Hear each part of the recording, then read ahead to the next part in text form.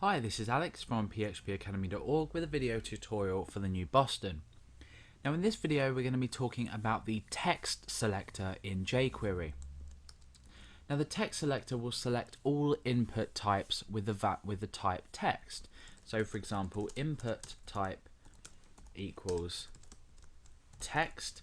If we were to use the text selector, this would be the field that would be the current element.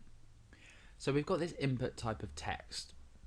Let's go over to our browser and refresh and preview this. You can see that we've just got a text element. Now, if we wanted to create a global styling system, I guess, where every time we were to click onto an element or focus in on an element and then focus back out, we created a background color of yellow, for example. Or in actual fact, we could create a border or apply any CSS rules to this. So let's go ahead and test this out. We're going to go over to selectors.js, which we have included in our page. And inside selectors.js, we need to first of all reference when we click this, or when we click or focus into this particular element. So the element is text, and we use a colon and then text to reference this. So now we can say focus in, and we can create a function inside of here. So we're creating an event handler for all input fields with the type text. So now when we focus in on something, we can just alert hello to test this out. So when we focus in, that's not worked, so I think we need to create that small I. Okay, so now that we've focused into our text area, we get this message, hello. Yeah, obviously that's going to keep coming up now because we're constantly focused in.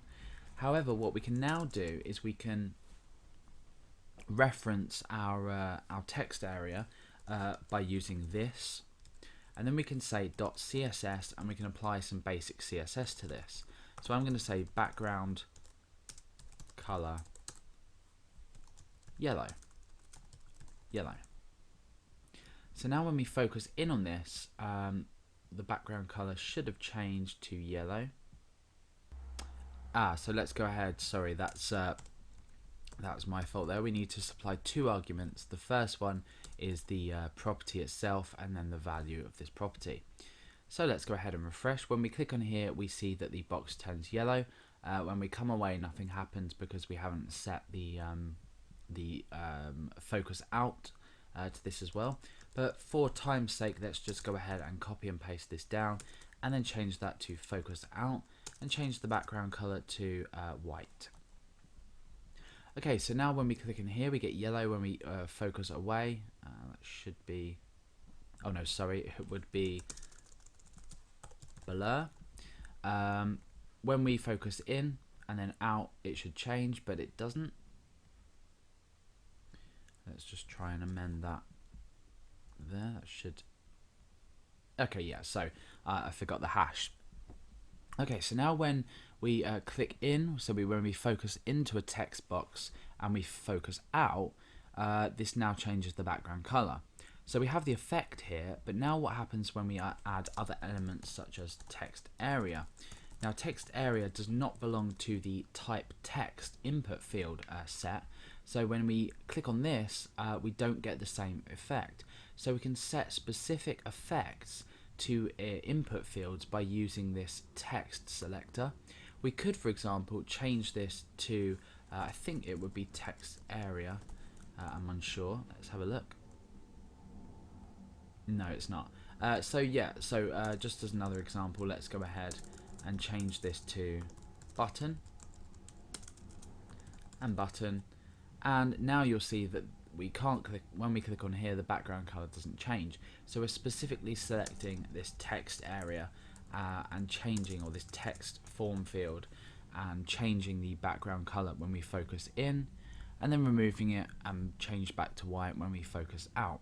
So this selector is extremely useful for when you have form fields and you want to apply styling to all of these particular fields, text fields, but you don't actually want to apply it to things like the buttons and anything else like that.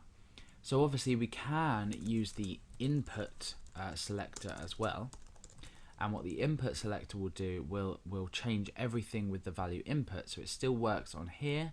It doesn't work on the well, it does work on the text area. Okay, so now it's also worked on the text area. So just by using input, we have any input fields, it applies to all of them. However, we can select specific form fields as well with specific values. For example, we can also choose password, but we'll be looking at that in another part of the tutorial.